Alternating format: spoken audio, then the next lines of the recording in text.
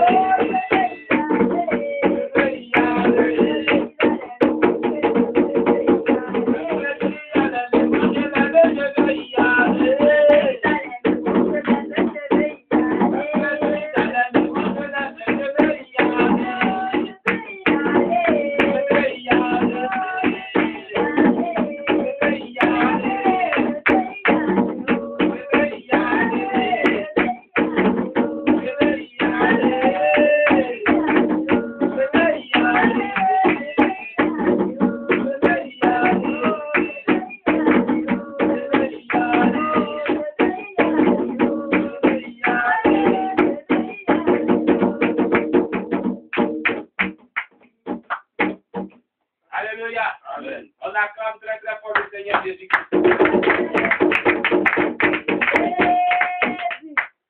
Fais dans les bâtiments, fais dans l'église, fais venir dans la maison. Au nom de Jésus-Christ. Alléluia. On va adorer le Seigneur Jésus-Christ. S'asseoir. On va adorer le Seigneur Jésus-Christ. À qui te comparer, à qui te comparer, à qui te comparer, à qui te comparer, à qui te médire, à qui te médire.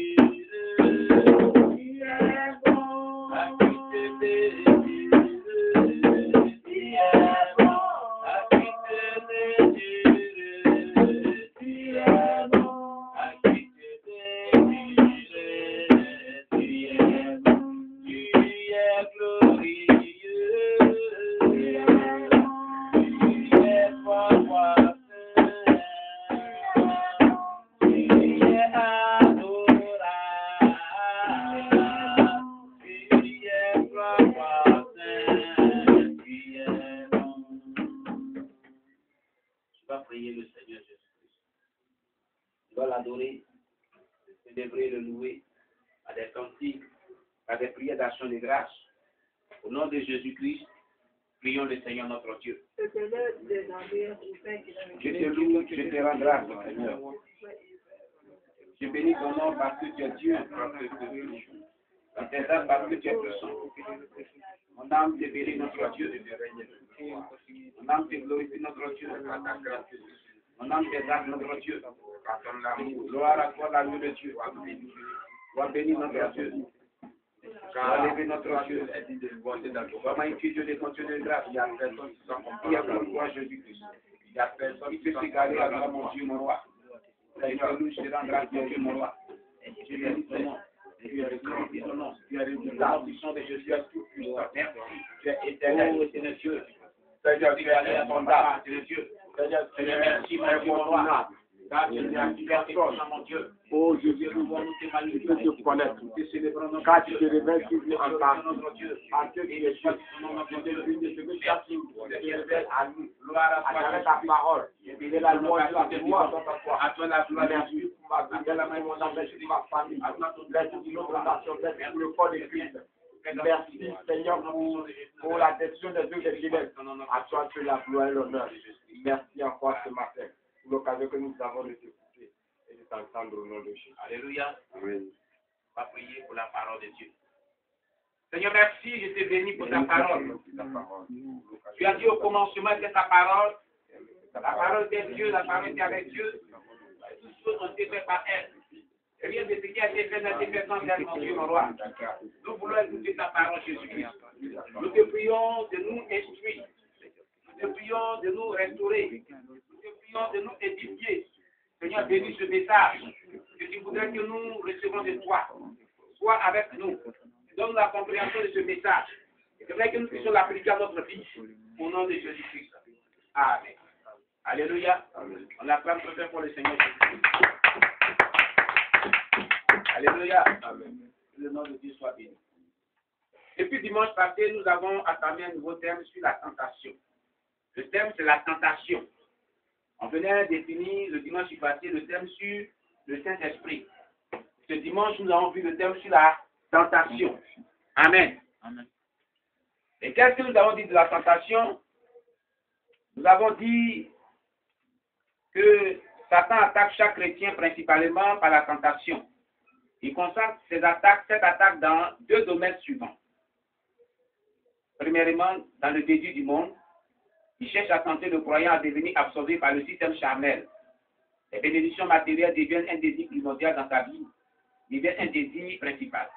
L'honneur et la renommée dans le monde deviennent un but important et le réconfort d'être uni avec les gens du monde devient une fondation pour notre sécurité. N'aimez pas le monde. N'aimez pas le monde, ni les choses qui sont dans le monde. Si quelqu'un aime le monde, l'amour du Père n'est point en lui, selon 1 Jean 2, verset 15. Jacques 4, verset 4 nous dit, celui qui aime le monde est inimitié avec Dieu. 1 Timothée 6, verset 6 à 11. On a aussi lu ces passages bibliques. Le deuxième domaine où il concentre les attaques des tentations sont les désirs de la chair. Grâce à l'œuvre de Christ sur la croix, le vrai chrétien est délivré des conséquences du péché et de la puissance du péché. Selon Romains 6, verset 6 à 14. Mais il continue à vivre dans un corps physique qui est sujet aux appétits et désirs moraux. Alléluia. Satan se servira de ses désirs pour pousser le chrétien à leur accorder plus d'importance qu'à la direction du Saint-Esprit. Romains 8, verset 5 à 9, voire aussi Jacques chapitre 1, verset 14 et Éphésiens 2, verset 3. C'est à cela que nous avons parlé que Dieu a dit, dans le livre de Romains 8, que tous ceux qui sont conduits par le Saint-Esprit sont fils de Dieu. Alléluia. Et étant conduits par le Saint-Esprit nous emmène vraiment à ne pas vivre selon la chair. Alléluia. Donc il est vraiment impératif que chaque chrétien fasse tout son effort à recevoir pleinement le Saint-Esprit, non seulement, mais à être conduit par le Saint-Esprit. Amen. En grand B, nous avons vu la vérité originale de Satan. Satan remporta sa première victoire dans le domaine du monde et la chair en tentant le premier homme et la première femme.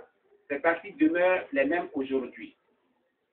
Car tout ce qui est dans le monde, la convoitise de la chair, le désir pour la gratification des sens, la convoitise des yeux, le désir avide de la pensée, l'orgueil de la vie, la confiance dans les ressources personnelles ou dans la stabilité des choses terrestres, ne viennent point du Père.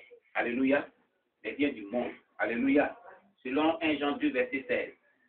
On a fait une comparaison de Genèse 3, verset 6 à 1 Jean 2, verset 16. Dans le livre de Genèse 3, verset 6, on a vu que Satan, la femme a bu après avoir parlé avec le serpent dans le jardin d'Éden. Elle a dit que l'arbre était bon à manger. Alléluia. Comparément à 1 Jean 2, verset 16, cela symbolise la convoitise de la chair. Alléluia. On a vu qu'elle avait dit que l'arbre était agréable à la vie. Alléluia. Comparément à 1 Jean 2, verset 16, on a vu que c'était la convoitise des cieux. C'est agréable à la vie. Convoitise des cieux. Alléluia. On a vu aussi dans le livre de Genèse 3, verset 6, qui est précieux pour ouvrir l'intelligence. Comparativement à 1 Jean 2, verset 16, on a vu que c'est l'orgueil de la vie. Alléluia. Depuis la chute d'Adam et Ève, toute l'humanité est gouvernée par la chair. Les trois choses mentionnées ci-dessous, la chair est corrompue par une nature pécheresse. Alléluia. Mais Dieu nous donne la grâce par le Saint-Esprit à surmonter les désirs de la chair si nous les sommes conduits par le Saint-Esprit. Amen. Aujourd'hui, nous allons voir en grand C la victoire remportée par Christ. Alléluia. Amen. La victoire remportée par Christ par rapport au péché, par rapport à la tentation, par rapport aux yeux des ténèbres, par rapport à Satan lui-même. Alléluia. Et à petit 1, nous voyons par sa vie. La victoire remportée par Christ par sa vie. Et par sa vie, il a remporté une victoire que nous connaissons tous. Amen. Jésus fut tenté en toutes choses, tout comme nous le sommes. Il a été tenté comme nous en toutes choses sans commettre de péché. Hébreux 4, verset 15. Quelqu'un va prendre Hébreux 4, verset 15, va lire pour nous. À haute voix. Hébreux chapitre 4, verset 15. Car nous n'avons pas un souverain sacrificateur qui n'est plus compassé à nos faiblesses. Au contraire, il a été tenté comme nous, en toutes choses, sans commettre de péché. Amen. Amen. Vous comprenez? Par sa vie, il a remporté une victoire. Il était tenté comme nous, étant dans le corps humain. Mais malgré ses tentations, il n'a pas commis de péché. Alléluia. Donc pour ça, il est bien placé, gloire à Jésus-Christ, à fortifier celui qui est tenté, à aider celui qui est tenté à ne pas succomber à la tentation. Parce qu'il a expérimenté la tentation. Alléluia. Donc il est bien placé pour nous aider à surmonter à la tentation. Amen. Amen. Amen. Donc, et par sa vie, il a triomphé de la tentation. Gloire à Jésus-Christ. Nous poursuivons. Comparer la tentation de Jésus. On va faire une comparaison. La tentation de Jésus-Christ. Alléluia. Nous prenons d'abord Luc chapitre 4, verset 18. Alléluia. Et 1 Jean 2, verset 16. Luc chapitre 4, verset 18. Et 1 Jean 2, verset 16. On va lire d'abord Luc chapitre 4, verset 18. L'Esprit du Seigneur est sur moi, parce qu'il m'a oint pour annoncer une bonne nouvelle aux pauvres. Il m'a envoyé pour guérir ceux qui ont le cœur brisé.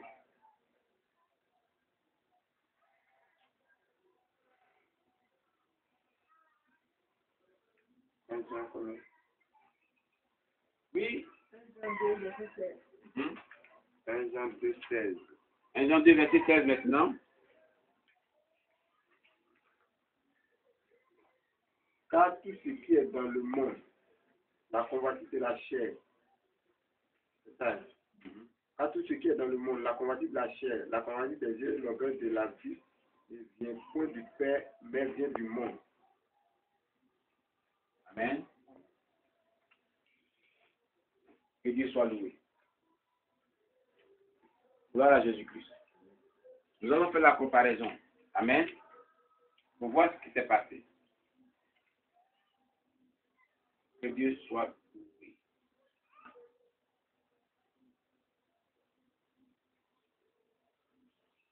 Amen. Donc Luc chapitre 4, verset 18 a dit, l'Esprit du Seigneur est sur moi, parce qu'il m'a oint. Alléluia. Gloire à Jésus-Christ. Je crois que la machine s'est trompée en donnant ce verset de Luc 4, verset 18. Amen. C'est la tentation de Jésus après les 40 jours de jeûne. Alléluia. Voilà. Jésus étant mêlé sur la montagne par Satan. Alléluia. Gloire à Jésus-Christ. Voilà. Alors, du verset 1 à 13. Alléluia. Jésus rempli du Saint-Esprit, Voilà. revint du Jourdain et il fut conduit par l'Esprit dans le désert, où il fut tenté par le diable pendant 40 jours. Il ne mangea rien durant ces jours-là, et après qu'il fut écoulé, il eut faim. Le diable lui dit, si tu es fils de Dieu, ordonne à cette pierre qu'elle devienne du pain. Jésus lui répondit, il est écrit, l'homme ne vivra pas de pain seulement. Le diable l'ayant élevé lui montra en un instant tout le royaume de la terre et lui dit, je Je te donnerai toute cette puissance et la gloire de ce royaume, car elle m'a été donnée, et je la donne à qui je veux. Si donc tu te prostènes devant moi, elle sera sous ta faute. Jésus lui répondit, il est écrit, tu adoreras le Seigneur ton Dieu et tu le serviras lui seul. Le diable le conduisit encore à Jérusalem, le plaça sur le haut du temple et lui dit, si tu es fils de Dieu, jette-toi d'ici en bas, car il est écrit. Il donnera des ordres à ses anges à ton sujet, afin qu'ils te gardent, et ils te porteront sur les mains, et peur que ton pied ne heurte contre une pierre. Jésus lui répondit, il est dit, ne tentera point le Seigneur ton Dieu. Après l'avoir tenté de toutes ces manières, le diable s'éloigna de lui jusqu'à un moment favorable. Amen. Amen. Donc, la référence est Luc 4, verset 13. Verset 1 à 13. Alléluia. Donc, quand on fait la comparaison à 1 Jean 2, verset 16, dans Luc 4, verset 1 à 13, on voit qu'il est dit ici, des pierres pour des pains. Il faut transformer ces pierres-là pour des pains. Si tu es vraiment le Fils de Dieu, c'est la convoitise de la chair. Comparément à 1 Jean 2, verset 16. Gloire à Jésus.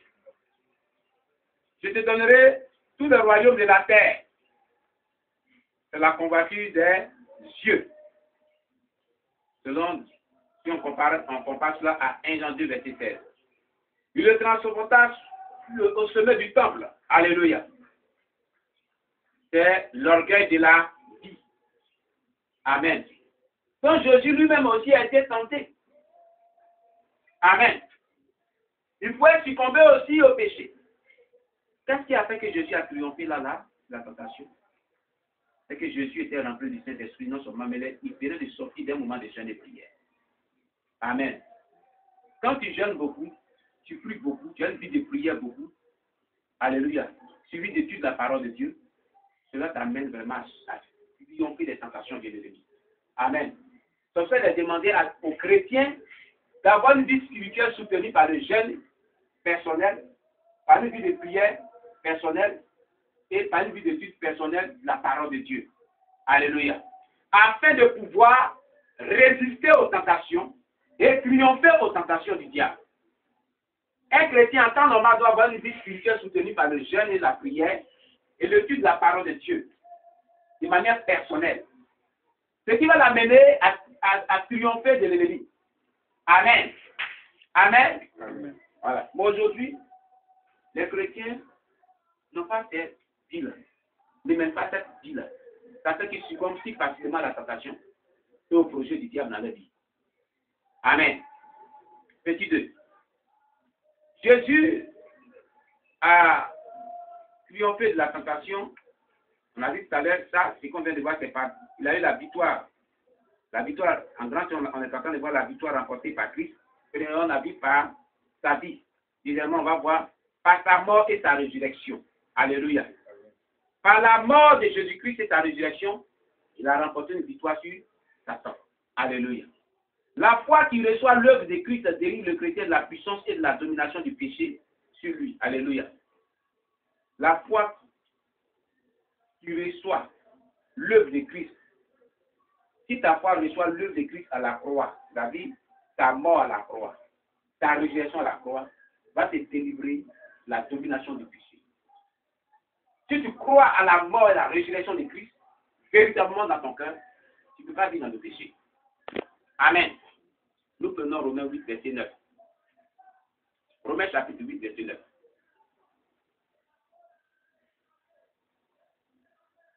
Romains chapitre 8, verset 9. Pour vous, vous ne vivez pas selon la chair, mais selon l'esprit. Si du moins l'esprit de Dieu habite en vous. Si quelqu'un n'a pas l'esprit de Christ, il ne lui appartient pas. Amen. Vous comprenez bien? Pour vous, vous ne vivez pas selon la chair, mais selon l'esprit. Si du moins l'esprit de Dieu habite en vous. Si quelqu'un n'a pas l'esprit de Christ, il ne lui appartient pas. Vous comprenez?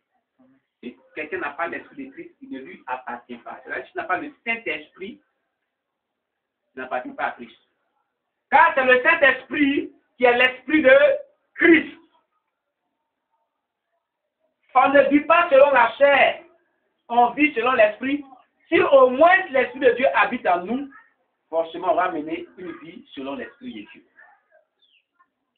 Pour pouvoir mener une vie selon l'esprit de Dieu, en tant qu'enfant de Dieu, il nous faut vraiment avoir le Saint-Esprit en nous. Alléluia. Alléluia. Est-ce que nous menons une vie selon l'Esprit de Dieu?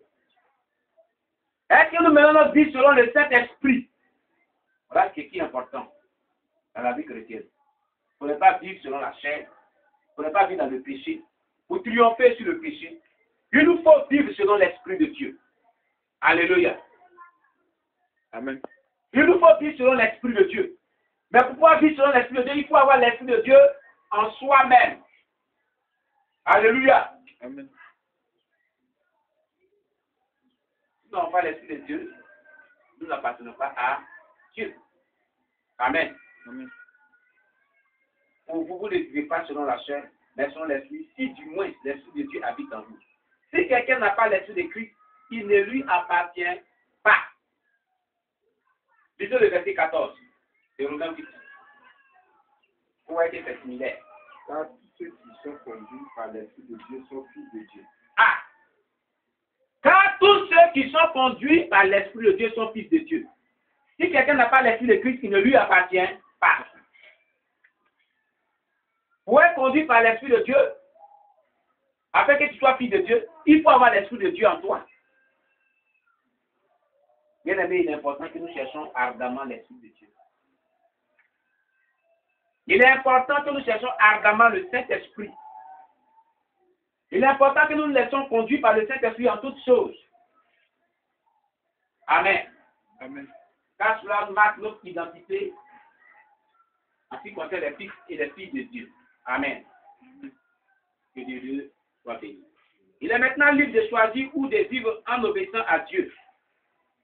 Car chose impossible à la loi, parce que la chair la rendait sans force, Dieu a condamné le péché dans la chair en envoyant à cause du péché son propre fils dans une chair semblable à celle du péché, et cela afin que la justice de la loi fût accomplie en nous, qui marchons non selon la chair, mais selon l'esprit. Alléluia. Ça, c'est selon Romains 8, versets 3 à 4. Alléluia.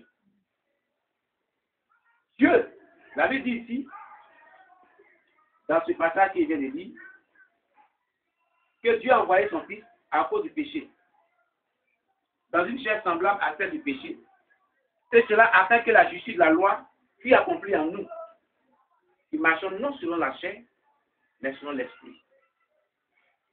Si nous marchons non selon la chair et selon l'esprit, la justice de la loi va être accomplie en nous. La loi là, la loi, sa justice, les 10 commandements sont la loi de Dieu. La justice des 10 commandements ne peut pas s'accomplir en nous si nous marchons selon la chair. Alléluia. Ça veut dire quoi? Que quand tu marches selon l'Esprit de Dieu, tu accomplis les 10 commandements. C'est ce que cela veut dire.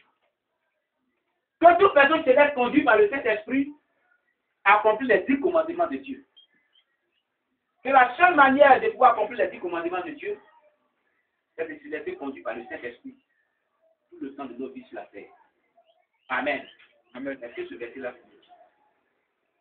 Donc, bien aimé, les gens disent qu'il est impossible de vivre les 10 commandements. Mais laissez-moi vous dire qu'il est possible de les vivre si nous nous laissons conduire par l'Esprit de Dieu et que nous marchons selon le Saint-Esprit, comme le déclare ce verset biblique. Amen. Amen. Je vais le relire. Mais quelqu'un nous relit. Romains 8, verset 3 à 4. Romains 8, verset 3 à 4. Quelqu'un nous relit cela.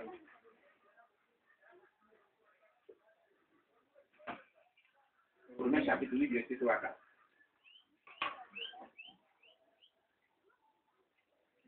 Oui, vas-y. Car chose du péché et de la mort, car chose impossible à la loi, parce que la chair la rendait sans force. Dieu a condamné le péché de la chair en envoyant à cause du péché son propre fils dans une chair semblable à celle du péché, et cela afin que la justice de la loi soit accomplie en nous, qui marchons non selon la chair, mais selon l'esprit. Amen. Vous comprenez? Pas chose impossible à la loi, parce que la chair la rendait sans force. C'était impossible à la loi d'être appliquée par les humains, parce que la chair rendait la loi là sans force. La chair humaine ne pouvait pas permettre aux 10 commandements de la loi de s'accomplir dans la chair. Alléluia. Au travers de nous, qui sont faits de chair. Alléluia. Amen. Dieu a condamné le péché dans la chair en envoyant à cause du péché son propre fils dans une chair semblable à celle du péché. Et cela afin que la justice de la loi fût accomplie en nous. La justice de la loi soit accomplie en nous. Comment? Nous qui marchons, non pas par la chair, mais par le Saint-Esprit. La loi est juste. La loi a une justice. Mais cette justice-là ne peut s'accomplir que si nous marchons par le Saint-Esprit. Cela veut dire que pour que la loi soit accomplie, il faut que tu marches par le Saint-Esprit. Est-ce que vous me faites comprendre? Amen. Amen. Voilà.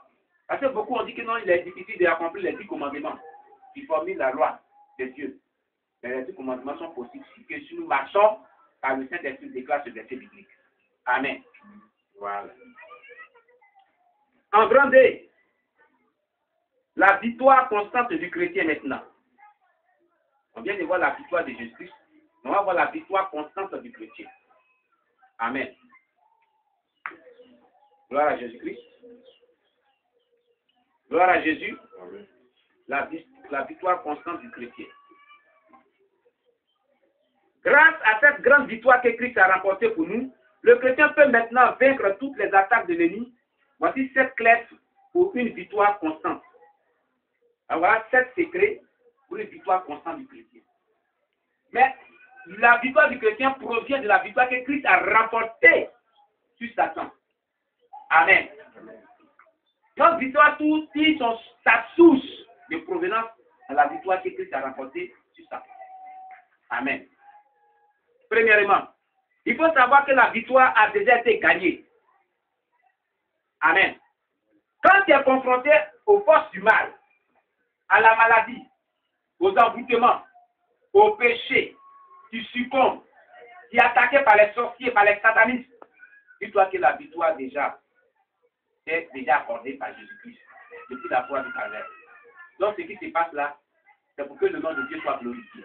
Alléluia. Amen. Alléluia. Amen. Voilà. Puisqu'il a été vaincu à la croix, la seule force que le diable possède maintenant est l'ignorance du chrétien, à faire l'expérience de toute œuvre de la croix et de la résurrection dans sa vie. Il enlève au diable toute arme qu'il possède contre lui. Alléluia. L'ignorance du chrétien. Quand tu ignores que toi, chrétien, tu es victorieux, tu as été déjà victorieux depuis la croix du Calvaire, et que celui qui est en toi là, te donne la victoire sur l'ennemi, tu es à la merci du diable. Alléluia. Tu ne peux pas avoir la victoire sur lui. Mais quand tu es confronté à la situation qui t'est confié en toi-même que tu as celui-là qui a triomphé de Satan. Quand il a dit celui qui est en vous est plus fort que celui qui est dans le monde. Et celui qui est dans le monde, c'est le diable. Et celui qui est en nous, c'est Jésus-Christ, qui a triomphé de Satan à la croix et aucun démon ne peut résister. Car il dit à mon nom, tout genou fléchit dans les cieux, sur la terre. Alléluia. Quand tu as cette assurance en toi, quand tu as ces belles paroles en toi, quand tu vas vraiment en guerre contre l'ennemi, tu sais que tu seras victorieux. Dans tout combat que l'ennemi va te livrer, tu seras victorieux. Alléluia. Mais quand tu ignores toutes ces choses, il a dit dans le livre de Luc, voici je vous ai donné le pouvoir de marcher sur les serpents, sur les scorpions, et sur toute la puissance de l'ennemi. Et rien ne pourra vous nuire. Toute la puissance de l'ennemi, c'est le diable. Et dans ce combat, tu ne peux pas être nuit. Alléluia. Alléluia, pas quoi que ce soit. Quand tu as toutes ces paroles-là en toi, tu as connaissance de toutes ces choses bibliques, toutes ces paroles bibliques, à ce moment, tu as la victoire sur l'ennemi. Dans n'importe quelle situation tu as trouvé. Mais l'ignorance tue. Quand le chrétien ignore toutes ces choses, il est à la merci de Satan. Il est dominé par l'homme. Il est dominé par les forces du mal. Alléluia. Alléluia. En petit 2. Il faut marcher avec l'esprit. Oui. Une nouvelle puissance est placée dans le chrétien, le Saint-Esprit, lui-même. Nous devons obéir à sa direction dans notre vie de chaque jour. dans notre vie de chaque jour, nous devons obéir aux directives du Saint-Esprit. Cela donne aussi la victoire sur l'ennemi pour le chrétien. Vous voyez, je vais vous donner, le dimanche passé, j'ai parlé de ça. Et la femme d'un pour les pasteurs, à son absence, était en voyage, qui a été disciple par un voleur. Alléluia. Mais bien avant que le pasteur ne voyage, en songe, je lui ai montré qu'ils ont violé quelqu'un dans sa maison. Quand sa femme est nourrice, ils ont des fils spirituels qui dorment avec eux dans la brosse. Donc, quand il a eu ce songe, il a été conduit par l'Esprit de Dieu à faire 3 jours de jeûne à 5 ans avec un bois. Il a mis toutes ses soeurs en Christ là, sur jeûne aussi. Et puis sa femme, comme elle était nourrie, elle n'a pas jeûné. Après le jeûne, il a voyagé. Vous voyez, c'est le Saint-Esprit. Pour détruire ce que le diable voulait faire. Avant qu'il cherche son arrive, Dieu prévient cela, Dieu montre cela à ses enfants. Donc on parle des dispositions spirituelles. C'est ce qu'on appelle des dispositions spirituelles pour vraiment vaincre toute éventualité satanique. Alléluia. Alors sa femme, après que son mari soit parti, au beau milieu de la nuit, voilà quelqu'un, voilà des bruits dans sa maison. Entre-temps, les couches des enfants étaient finies, donc c'est des couches étaient dans une autre pièce de la villa. Elle devait aller chercher les couches. Elle commence à dire, qui est dans ma maison? Mais qui est dans ma maison? Qui fait le bruit au salon? Personne ne répond. Donc, puisqu'elle est conduite par le Saint-Esprit, elle a l'habitude de marcher par le Saint-Esprit, elle demande au Saint-Esprit, faut-il que j'ouvre la porte? Saint-Esprit d'ouvrir la porte pour aller, parce qu'il sent les pas de quelqu'un dans le salon. Est-ce que j'ouvre la porte pour partir? Elle attend que le Saint-Esprit donne l'ordre d'ouvrir. Et comme elle n'attendait pas vraiment la réponse, elle est restée là, elle attend. Ça, c'est l'attitude de quelqu'un qui est conduit par le Saint-Esprit à tout moment, qui ne fait rien sans l'ordre du Saint-Esprit. Donc, elle a attendu là, et le monsieur maintenant, le voleur maintenant venait vers elle. Donc, elle a commencé à crier, Seigneur Jésus, au secours ma maison, mes enfants, au secours, au secours, au secours. Et il a fui. Mais imaginez-vous, si elle n'avait pas demandé l'ordre du Saint-Esprit, et qu'elle partait d'elle-même, elle n'était pas conduite par le Saint-Esprit, le viol que son mari avait vu là, ce voleur allait la violer. Voilà comment Dieu lui a donné une victoire sur une situation. Amen. Amen. Je lui ai donné cet enseignement, je lui ai prêché dessus ce dimanche. Que lorsqu'on est conduit par le Saint-Esprit, on triomphe des attaques du diable et de certaines situations. Alléluia. Vous comprenez bien. C'est très important. Gloire à Jésus. Galates chapitre 5, verset 22 à 26. Galates chapitre 5, verset 22 à 26.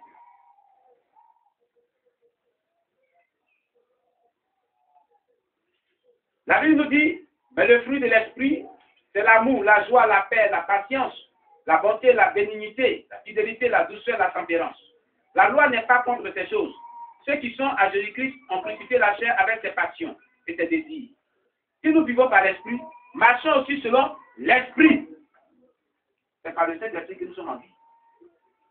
Si Dieu ôte son esprit dans nos corps, on est cadavre. N'est-ce pas? Donc si nous vivons par l'esprit aussi, marchons aussi par le Saint-Esprit. C'est important.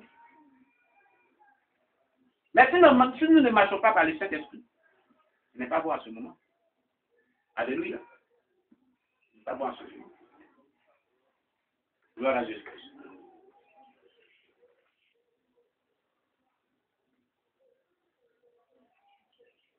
Il faut connaître la vérité concernant la tentation.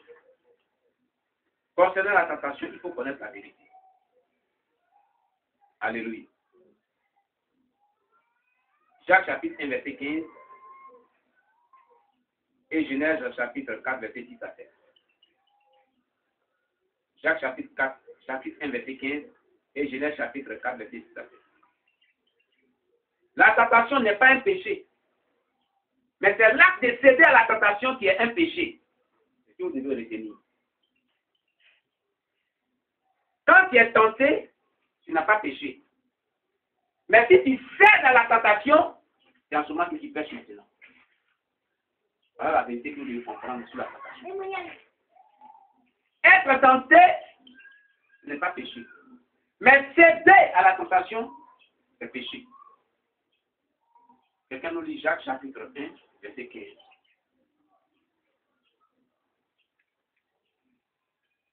Jacques chapitre 1, verset 15. Voyez fait la lecture. Puis la convoitise, lorsqu'elle a conçu, enfante le péché. Et le péché étant consommé, produit la mort. Alléluia. Je vais lui-même à partir du verset 13 à 15. Que personne, lorsqu'il est tenté, ne dise que c'est Dieu qui me tente. Car Dieu ne peut être tenté par le mal. Et il ne tente lui-même personne. Mais chacun est tenté quand il est attiré et amorcé par sa propre convoitise. Puis la convoitise, lorsqu'elle a conçu, enfante le péché. Et le péché étant consommé produit la mort. Vous comprenez? Puis la convoitise, quand la convoitise est là, tu convoites à tes tentés. Lorsque tu as conçu la convoitise en toi, la convoitise maintenant va enfanter le péché. Amen. Donc, quand tu n'as pas encore conçu la convoitise en toi, que tu es tenté par la convoitise, le péché n'est pas enfanté. Donc, être tenté ne veut pas dire péché. C'est quand il cède à la tentation qu'il pêche. Amen. Amen. Amen. Voilà ce que vous devez comprendre. Gloire à Jésus-Christ. Il faut comprendre que nous avons un moyen d'en sortir. Gloire à Jésus. Nous avons un moyen de sortir des tentations. Nous avons un moyen d'en sortir. Amen.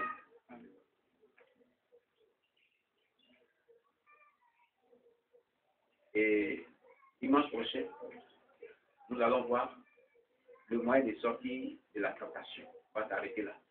Amen. Amen. Dimanche prochain, nous allons voir que comment il faut sortir de la tentation. Comment faire pour sortir de la tentation. Pour sortir victorieux de la tentation. Amen. Il faut comprendre que nous avons un moyen d'en sortir. Alléluia. Selon la Bible, le verset biblique nous donne vraiment les moyens de sortir de la tentation. Nous allons voir cela dimanche prochain. Amen. Et après dimanche prochain, nous allons voir le 5e thème qui est la foi. Alléluia. Que Dieu soit loué. On acclame le Seigneur Jésus-Christ.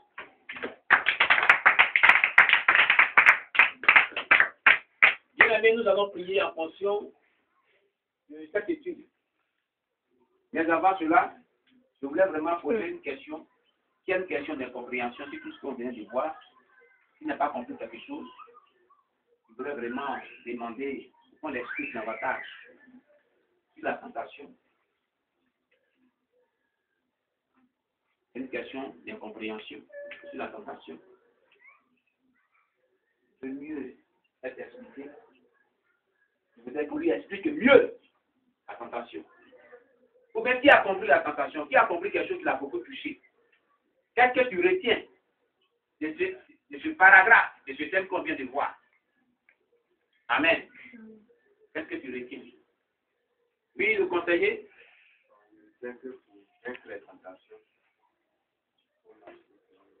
Il retient que pour vaincre les tentations, même le péché même, pour marcher selon l'esprit. Alléluia. Quand on est conduit par l'Esprit de Dieu, la justice de la loi va s'accomplir en nous. Alléluia. Gloire à Jésus-Christ. C'est clair. C'est là que nous dit, il dit donc marchez selon l'esprit et vous n'accomplirez pas les désirs de la chair. Car la chair a des désirs contraires à ceux de l'esprit. L'esprit en a des contraires à ceux de la chair. Ils sont opposés entre eux. Afin que vous ne viviez pas comme vous voulez, donc vous vivez selon que l'Esprit de Dieu veut. Amen. C'est ce qui est important. Qu'est-ce qui t'a aussi touché? Tu as écouté l'étude. Qu'est-ce qui t'a plu? Quelle leçon tu peux tirer aussi? C'est ta compréhension. Oui, Vogel. Qu'est-ce que tu retiens de tout ce qu'on vient de dire? Je sais que, quelle que soit la situation, ça appelle le Saint-Esprit, pour le Saint-Esprit, on va prendre des décisions. Très bien. Quelle que soit la situation, Il faut interroger le Saint-Esprit pour prendre une décision, une orientation, une direction. Alléluia. Parce que l'enfant de Dieu doit être conduit par le Saint-Esprit dans les moindres détails de sa vie. Alléluia. Pour être dans sa volonté pleinement. Pour être pleinement dans la volonté de Dieu, nous devons faire appel au Saint-Esprit dans les moindres détails de nos vies. Nous laisser conduire par le Saint-Esprit. Alléluia.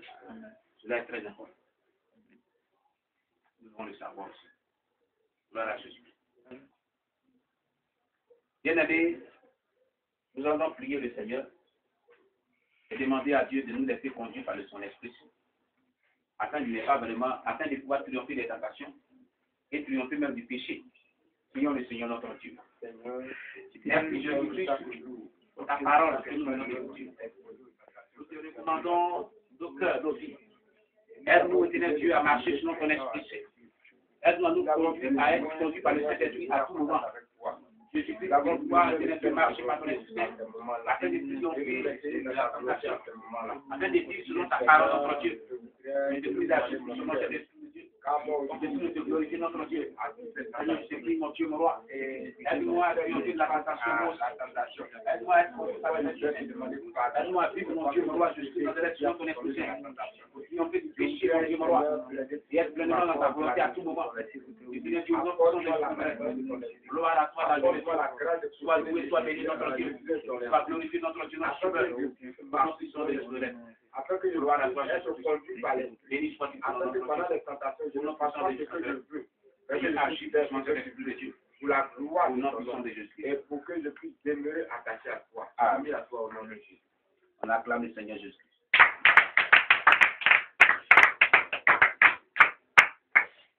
Que le nom de Dieu soit béni. Bien, donc notre moment